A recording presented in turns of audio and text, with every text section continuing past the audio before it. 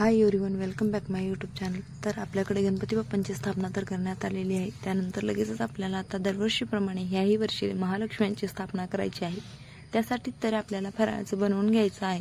आज एका दिवसामध्ये जेवढं होईल तेवढं आपल्याला फराळाचं बनवून घ्यायचं आहे।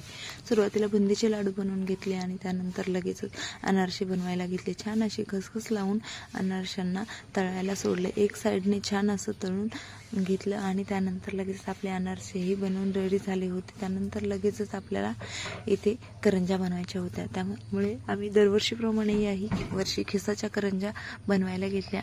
त्यानंतर थोड्याच वेळामध्ये करंजा तळून घेतल्या।